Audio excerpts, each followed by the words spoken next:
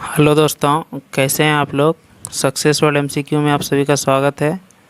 आज हम लोग बिहार मध्य निषेध सिपाही भर्ती परीक्षा 2023 के मैथ के सवाल को लेकर आए हैं। आज हम लोग एक नया प्रैक्टिस सेट नंबर 13 लेकर आए हैं। बच्चों, शादी फंक्शन के साउंड के कारण 2 दिनों से आप लोगों का क्लास ऑफ था। बहुत कोशिश करने के बाद भी क्लास नहीं ले पा रहा था। चलिए बच्चों, आज के सेशन को आगे बढ़ाते हैं और सवाल देखते हैं। आज का पहला सवाल देखते हैं। 1050 रुपये पी, क्यू और आर के बीच बांटे गए। पी का हिस्सा क्यू और आर के कुल हिस्से का 2/5 है, तो पी को कितना रुपये मिले। इसमें बोल रहा है कि 1050 रुपये ये तीनों में बांटा और पी का जो हिस्सा है क्यू और आर के हिस्से कुल हिस्से का 2/5 भाग है। तो सबसे पहले क्या करेंगे हम लोग, क्यू प्लस आर का जो हिस्सा है इसको क्या मान लेंगे, इसको एक्स मान लेंगे एक्स रुपये है।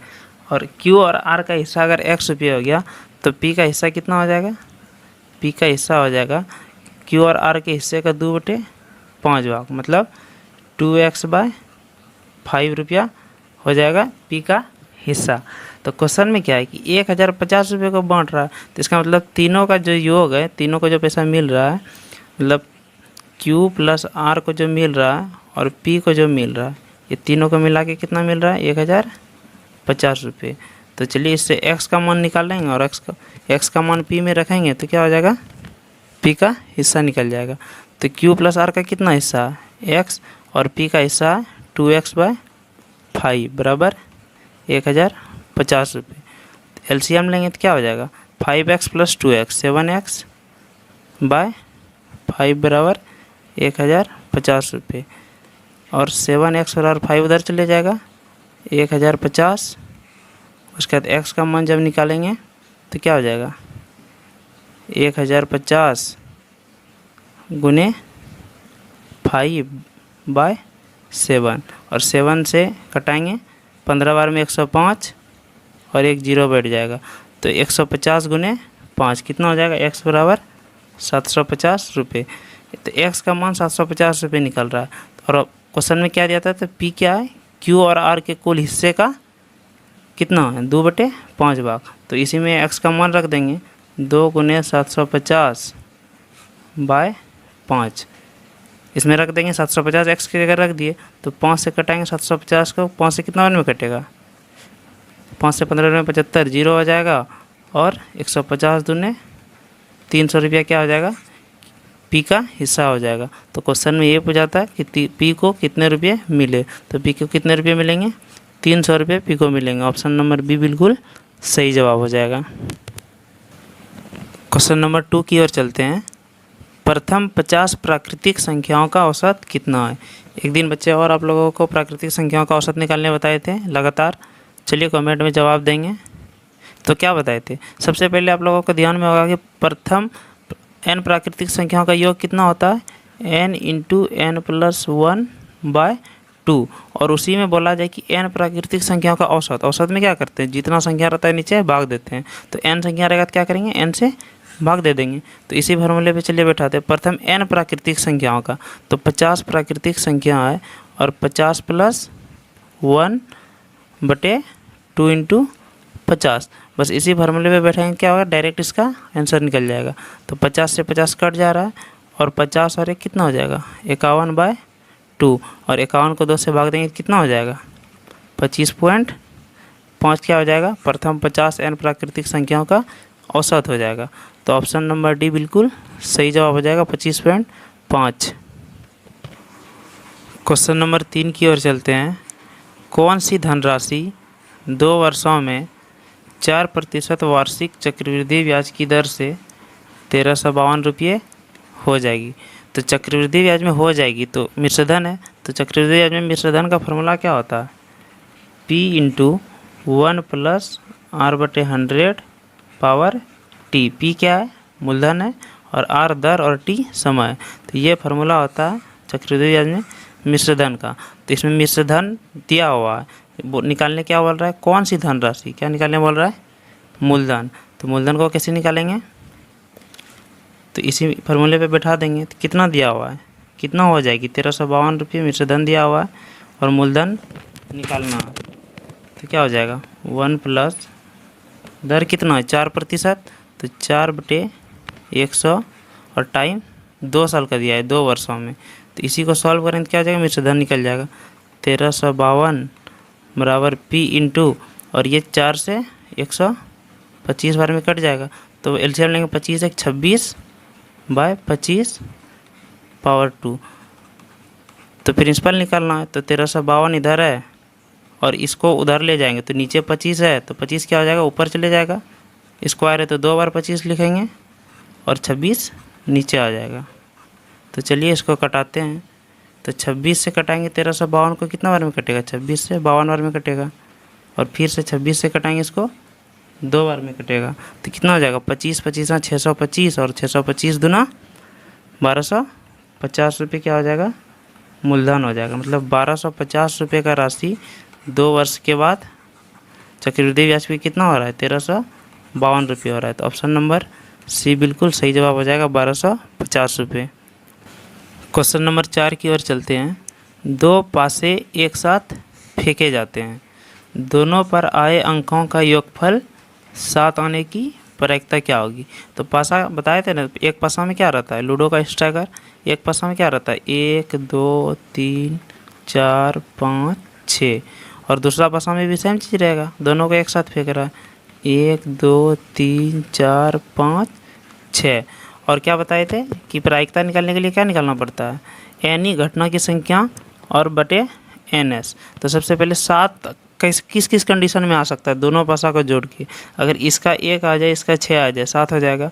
तो एक बार हो गया 1 और 6, दूसरा इसका 2 इसका 5 2 5 7 हो जाएगा, इसका 3 इसका 4 3 और 4 हो जाएगा, इसका 4 इसका 3 4 और 3 हो जाएगा, फिर इसका 5 इसका 2 7 हो जाएगा, इसमें भी इसका 6 इसका 1 इसमें भी 7 हो जाएगा। योग दोनों का योग बोल रहा है कि 7 हो आने की प्रायिकता क्या होगी। तो NE घटना की संख्या तो कितना बार आ रहा है 1 2 3 4 5 6 बार आ रहा है, तो घटना 6 बार हो सकता है, संभावना है। और NS बराबर क्या होता है, जब 2 स्टैगर को फेंकेंगे तो 6 का स्क्वायर 36 बार आता है, 1 1 2 2 इस तरह करके 36 टाइम आएगा सब मिला के। तो NS कितना हो जाएगा 36। तो प्रायिकता निकालना है, तो प्रायिकता निकालने का फॉर्मूला क्या बताए थे, PE बराबर NE/NS। तो NE कितना है 6 और NS 36, तो 6 से 36 6 बार में चले जाएगा। तो योगफल 7 आने का प्रायिकता कितना हो जाएगा 1/6। ऑप्शन नंबर बी बिल्कुल सही जवाब है। इस तरह का क्वेश्चन आप लोगों को पहले भी बता चुके हैं। क्वेश्चन नंबर 5 की ओर चलते हैं। आंकड़ों 13 23 12 18 26 19 14 25 11 की माध्यिका क्या है। तो माध्यिका क्या बताए थे, माध्यिका के लिए जो बीच में आ जाए, और बीच में कब आए, जब आरोही क्रम में सजा देंगे, असेंडिंग ऑर्डर में। तो चलिए आरोही क्रम में सजाते हैं, बढ़ते क्रम में, बढ़ते क्रम भी बोलते हैं इसको, बढ़ते क्रम, इसको सजाएंगे पहले बढ़ते क्रम में। तो सबसे छोटा क्या हो जाएगा, सबसे छोटा 11 हो जाएगा, 11 के बाद 12 हो जाएगा, 12 के बाद 13 भी है, 13 के बाद 14 भी है, और 14 के बाद क्या हो जाएगा 15 16 17 नहीं है, 18 है, 18 के बाद 19 है, 19 के बाद बड़ा 23 है, 23 के बाद 25 है, 25 के बाद 26 है। तो ये आरोही क्रम में सजा लिया। अब देखेंगे कि बीच में कौन आता है। सबसे पहले काउंटिंग करेंगे कितना संख्या, 1 2 3 4 5 6 7 8 9। तो 9 संख्या है, तो 4 इधर से और 4 इधर से हो जाएगा। तो बीच में क्या आ रहा है 18, 18 क्या हो जाएगा माध्यिका हो जाएगा। इसका फार्मूला भी होता है n+1/2वां पद। तो वही होगा, कितना पद है 9 पद है, 9 + 1/2 वां पद। तो 9 + 1 10 हो जाएगा। उसमें बोला है 5वां पद, इधर से 5वां पद भी 18 ही हो जाएगा। तो जो बीच में आता है वही क्या हो जाता है माध्यिका हो जाएगा। तो क्या हो जाएगा इस क्वेश्चन का 18, ऑप्शन नंबर बी 18 माध्यिका हो जाएगा। क्वेश्चन नंबर 6 की ओर चलते हैं। 3 सेंटीमीटर, 4 सेंटीमीटर तथा 5 सेंटीमीटर भुजा वाले त्रिभुज का क्षेत्रफल सेंटीमीटर स्क्वायर में क्या है। इसमें 3 भुजा दिया हुआ है और उसका बोल रहा है सेंटीमीटर। तो एक बात बच्चों आप लोग ध्यान भी रखेंगे, जहाँ भी 3, 4 और 5 त्रिभुज का भुजा रहेगा तो ये क्या होता है, ट्रिपलेट होता है। 3, 4, 5 ट्रिपलेट बोलते हैं इसको। और 3, 4, 5 जहाँ भी भुजा रहेगा वो एक समकोण त्रिभुज होता है। कैसे, देखिए आप लोग समझ जाइएगा। 3, 4, 5 जब भी भुजा होता है तो आधार 3 होता है और फिर लंब 4 होता है और कर्ण 5 होता है। तो इसका क्या था कि लंब स्क्वायर प्लस आधार स्क्वायर बराबर कर्ण स्क्वायर होना चाहिए। समकोण त्रिभुज का यही परिभाषा है। तो क्या 4 चौकी 16 प्लस 3 तिया 9 बराबर 25। देखिए 25 बराबर 25 हो रहा है, तो इसका मतलब ये एक समकोण त्रिभुज है। और समकोण त्रिभुज का फार्मूला आप लोग क्षेत्रफल निकालने का जानते होंगे, चलिए कमेंट कीजिए। समकोण त्रिभुज का क्षेत्रफल का फार्मूला क्या होता है, त्रिभुज का क्षेत्रफल का फार्मूला समकोण त्रिभुज का क्या था, 1/2 इंटू आधार गुना ऊंचाई। और इसी का क्या पूछा है, क्षेत्रफल पूछा है। तो इसमें सिंपल है, निकाल देंगे, इस पर बैठा देंगे। 1/2 आधार किसको बोलते हैं, इसको बोलते हैं। तो आधार कितना है, 3 दिया हुआ है। और ऊंचाई किसको बोलते हैं, इसको बोलते हैं। तो ऊंचाई कितना है, 4 है। बस इसको कटाएंगे, 2 से 4 2 बार में कटेगा, 3 दूनी 6 सेंटीमीटर क्या हो स्क्वायर क्या हो जाएगा, इस त्रिभुज का क्षेत्रफल हो जाएगा। ऑप्शन नंबर बी बिल्कुल सही जवाब हो जाएगा। तो ट्रिपलेट ध्यान में रखेंगे, जहाँ भी 3, 4, 5 आए वो एक समकोण त्रिभुज होता है। क्वेश्चन नंबर 7 की ओर चलते हैं। एक वस्तु को 480 रुपये में बेचने पर एक दुकानदार को 20% की हानि होती है। 40% लाभ कमाने के लिए उसे उस वस्तु को कितने रुपये में बेचना चाहिए। इस प्रकार का क्वेश्चन पहले भी बताया। चलिए जो बच्चे इसका आंसर जानते हैं वो कमेंट करेंगे। चलिए बच्चा देखते हैं कि बोल रहा है कि एक वस्तु को 480 रुपये में बेचने पर 20% की हानि होती है। तो यूनिट मान के सबसे आसान होता है। तो किसी वस्तु का अपने आप में कितना यूनिट होता है, 100 यूनिट होता है। अगर 100 यूनिट वस्तु है 480 रुपये में बेच रहा है तो 20% का हानि हो रहा है। तो मतलब बेच कितने में रहा है, 80 यूनिट में। और 80 यूनिट का मान कितना दिया हुआ है, 480 रुपया। तो 1 यूनिट का मान निकाल लेंगे सबसे पहले। 1 यूनिट का मान कितना हो जाएगा, 480/80, 0 0 8 6 48। तो क्या हो जाएगा, 6 रुपया क्या हो जाएगा, 1 यूनिट का मान हो जाएगा। उसके बाद क्वेश्चन में बोल रहा है कि वस्तु पे 40% का लाभ कमाना चाहता है। तो 100 यूनिट में तो वो खरीदा ही, तो 40% लाभ, 40 यूनिट लाभ कमाना चाहता है। तो कितना में बेचेगा वो, 140 यूनिट में। तो 140 यूनिट का मान निकाल लेंगे। तो 140 यूनिट का मान कितना हो जाएगा, 140 गुने 6। और 140 को 6 से गुना करेंगे कितना हो जाएगा, 0 लास्ट में 0 हो जाएगा। और 14 छकी 84, तो 840 रुपये क्या हो जाएगा। 840 रुपये में अगर बेचेगा उस वस्तु को तो 40% क्या करेगा उस दुकानदार, लाभ होगा। तो क्वेश्चन में यही बोल रहा है 40% लाभ कमाने के लिए उस वस्तु को कितने रुपये में बेचना चाहिए। तो सबसे पहले 1 यूनिट का मान निकालेंगे और जो भी बोलेगा लाभ हानि उसका यूनिट से निकाल लेंगे। तो 840 रुपये ऑप्शन नंबर ए इस क्वेश्चन का बिल्कुल सही जवाब हो जाएगा। क्वेश्चन नंबर 8 की ओर चलते हैं। ए किसी काम को 15 दिनों में और बी उसी काम को 10 दिनों में कर सकता है। बी अकेले उस काम को 5 दिनों तक किया और वह काम छोड़कर चला गया। तो ए शेष काम को कितने दिनों में समाप्त करेगा। तो आप लोगों को क्या बताई थी, इसके लिए सबसे पहले क्या करेंगे कि ए कितना दिन में काम कर रहा है, ए 15 दिन में काम कर रहा है और बी कितने दिन में कर रहा है, बी उसी काम को 10 दिन में ख़त्म कर रहा है। तो सबसे पहले क्या करेंगे, टोटल वर्क निकालेंगे। टोटल वर्क के लिए क्या करेंगे, इस दोनों का एलसीएम निकाल लेंगे। और 15 और 10 का एलसीएम कितना होता है, 30 होता है। तो 30 टोटल वर्क हो गया। अब ए और बी का क्षमता निकालेंगे। और ए और बी का क्षमता कैसे निकालते थे, तो इससे इसको भाग दे देंगे। तो ए का क्षमता कितना हो जाएगा, 15 दूना 30। ए का क्षमता एक दिन में 2 काम करने का हो जाएगा। और बी का क्षमता 10 तिया 30, एक दिन में 3 काम करेगा बी। और टोटल काम है और जब भी कोई छोड़ के भागेगा तो उसके लिए सबसे पहले क्या करेंगे, एक लाइन बना लेंगे। और यहाँ से यहाँ तक टोटल कितना वर्क है, 30 वर्क है। और इसमें बोल रहा है कि बी अकेले उस काम को 5 दिन तक किया। मतलब मान लीजिए यहाँ से यहाँ तक 5 दिन होता है, बी काम कर रहा है। तो बी कितना काम करेगा, बी एक दिन में 3 काम कर रहा है और 5 दिन काम किया। तो बी टोटल कितना काम करेगा, 15 दिन बी काम करके ख़त्म कर दिया। और उसके बाद बोल रहा है कि बी भाग गया। उसके बाद कौन काम करेगा, यहाँ से यहाँ तक ए काम करेगा। और यहाँ से यहाँ तक काम बचा कितना है, 30 काम में से 15 काम बी कर दिया तो 15 काम बचा। यहाँ से यहाँ तक मतलब बोल रहा है कि 15 काम बचा और 15 कम करेगा कौन? ए करेगा। तो ए 15 कम करेगा और ए का क्षमता एक दिन में कितने काम करने का है? 2 काम करने का।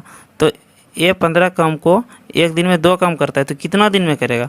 तो 15 को 2 से भाग देते हैं तो क्या हो जाएगा? 7 सही 1/2 दिन, मतलब 7.5 दिन। तो ये शेष काम को कितने दिन में करेगा? 7.5 दिन में समाप्त कर देगा। ऑप्शन नंबर ए 7.1/2 डेज बिल्कुल सही जवाब हो जाएगा। तो सिर्फ आप लोगों को ध्यान में रखना कि क्षमता निकाल लेंगे और एक लाइन बनाएंगे, उससे क्या हो जाएगा? सारा चीज़ स्पष्ट हो जाएगा। क्वेश्चन नंबर 9 की ओर चलते हैं। एक नाव धारा के साथ 10 घंटे में 100 किमी जाती है। 10 घंटे में 100 किलोमीटर बोल रहा है, धारा के साथ जा रहा है। और धारा के विपरीत 15 घंटों में 75 किमी जाती है। तो धारा की चाल है। तो क्या दिया हुआ है? यहाँ सबसे पहले चाल दिया हुआ है, तो चाल क्या करेंगे? निकाल लेंगे धारा के साथ। तो धारा के साथ जो चाल है, धारा के साथ चाल कितना? 100 किलोमीटर जाता है और कितना घंटे में जाता है? 10 घंटे में। तो चाल निकालने के लिए क्या करेंगे? डिस्टेंस बटे टाइम। तो कितना हो जाएगा? 10 किलोमीटर प्रति घंटा के चाल से जा रहा है धारा के साथ। और धारा के विपरीत कितना चल रहा है? 75 किलोमीटर चल रहा है। और कितने घंटे में चल रहा है? 15 घंटे में चल रहा है। तो धारा के विपरीत चाल क्या हो गया? 5 किलोमीटर प्रति घंटा। और उसके बाद बोल रहा है धारा की चाल क्या है?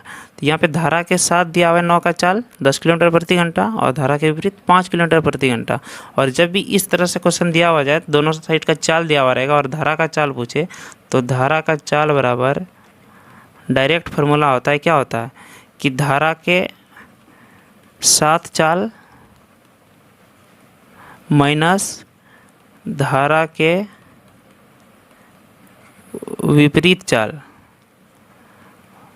बाय 2। ये डायरेक्ट फार्मूला लगता है कि धारा के साथ चाल माइनस धारा के विपरीत चाल, दोनों का अंतर कर लेंगे और उसको क्या करेंगे? 2 से भाग दे देंगे। तो चलिए निकालते हैं। धारा के साथ कितना चाल है? 10 किलोमीटर प्रति घंटा और धारा के विपरीत 5 किलोमीटर प्रति घंटा और बाय 2। तो कितना हो जाएगा? 10 में 5 जाएगा, 5/2। तो कितना हो जाएगा? 2.5 किलोमीटर प्रति घंटा क्या हो जाएगा? धारा का चाल हो जाएगा। तो सिर्फ ये फार्मूला आप लोगों को ध्यान में रखना है कि धारा का दोनों साइड का चाल दिया हुआ रहेगा, धारा के साथ और धारा के विपरीत। और धारा की चाल पूछेगा तो क्या करेंगे? धारा के साथ चाल माइनस धारा के विपरीत चाल बाय 2। और इसी फार्मूले से क्या निकला आंसर? 2.5 किलोमीटर प्रति घंटा। तो ऑप्शन नंबर डी क्या हो जाएगा? बिल्कुल सही जवाब हो जाएगा। धारा का चाल कितना हो जाएगा? 2.5 किलोमीटर प्रति घंटा। क्वेश्चन नंबर 10 की ओर चलते हैं। यदि m/n बराबर 2/3 है तो 3m + 5n bye 6m - n का मान क्या होगा? तो बच्चों ध्यान में रखेंगे क्या दिया हुआ है कि m/n का मान दिया हुआ है 2/3। ये रेशियो में दिया हुआ है, ये एग्जैक्ट मान नहीं है। ये आप लोगों को पहले भी बताई थी। ये क्या है? रेशियो मान है और निकालने बोल रहा है। अगर रेशियो में दिया हुआ है और रेशियो में ही निकालना, मतलब बाय डिवाइड का मतलब क्या होता है? रेशियो ही होता है।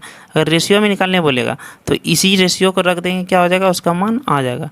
तो क्या है क्वेश्चन में? 3m + 5n bye 6m - n। ध्यान में रखेंगे कि ये m का मान नहीं है, ये रेशियो में पूछा इसलिए इसको बैठा रहे हैं। अगर इस तरह से पूछ देता 3m + 5n का मान क्या होगा, तो ये निकालते तो क्या हो जाता? गलत हो जाता। लेकिन बाय करके फिर से पूछा है तो ये क्या हो जाएगा? इसमें रेशियो का मान निकल जाएगा। तो 3m, तो 3m के जगह रखते हैं। चलिए 3 × m का मान कितना है? 2 है, प्लस 5 × n का मान 3 है, बाय 6 × m का मान 2 है, माइनस n का मान 3 है। निकालेंगे इसको। 3 दूने 6 + 5 = 15 बाय 6 दूनी 12 - 3। तो कितना हो जाएगा? 15 × 6 = 21 बाय 9। और इसको 3 से कटाएंगे 7 और 3 बार में, तो क्या निकल जाएगा आंसर? 7/3। तो 7/3 ऑप्शन नंबर सी बिल्कुल सही जवाब है। एक्चुअली इसके पीछे लॉजिक क्या है, चलिए इसको समझते हैं। तो लॉजिक इसके पीछे का ये आता है, अगर जैसे देखिए अगर आप मान बना के रखते हैं, जैसे देखिए m/n दिया हुआ है 2/3। अगर मान के अनुसार चलते हैं तो अगर m का मान निकालेंगे तो n क्या हो जाएगा? गुना हो जाएगा 2/3 × n। तो ये क्या हो जाएगा? m का मान हो जाएगा। और इसको क्वेश्चन में रखेंगे तो एक्चुअली मान निकलेगा। तो चलिए निकाल के देखते हैं। क्वेश्चन में क्या पूछा है? 3m + 5n bye 6m - n। चलिए इसको निकालते हैं। 3 m का मान कितना है 2/3 n प्लस 5n, सबको n के फॉर्म में रखेंगे। उसके बाद 6 m का मान कितना है 2/3 n माइनस n। चलिए इसको घटाते हैं। तो 3 से 3 कट जा रहा है, कलर बदल लेते हैं। 3 से 3 देखिए यहाँ कट जा रहा है और यहाँ 3 दूने 6 हो जा रहा है। तो ऊपर क्या हो जाएगा 2n प्लस 5n और नीचे क्या हो जा रहा है 2 दूनी 4n माइनस n। तो बराबर कितना हो जाएगा 5 2 7n बाय नीचे 4n में एक n चले जाएगा 3n। तो एक्चुअली होता क्या है कि यहाँ पे n से जो n है वो क्या होता है कट जाता है। देखिए n से n कट जाता है, इसीलिए रेशियो में जब भी पूछा जाएगा तो क्या होगा कि n से n कट ही जाएगा, n रहे या x से कुछ भी रहेगा कट जाएगा। तो क्या एक्चुअली मान निकलता है तो वो वही मान निकलता है रेशियो के अनुसार, इसलिए 7/3 क्या हो जाएगा सही आंसर हो जाएगा। इसीलिए बोले कि जब भी रेशियो में पूछा जाए तो आप डायरेक्ट इसका मान रख के निकाल सकते हैं, आंसर सेम ही निकलेगा। और अगर इस टाइप का पूछ दे तो उसको आप नहीं निकाल सकते हैं। तो इसका आंसर क्या हो जाएगा 7/3, ऑप्शन नंबर सी बिल्कुल सही जवाब हो जाएगा। चलिए बच्चों आज के लिए इतना ही रखते हैं, धन्यवाद। आगे की सीट अगले दिन करेंगे।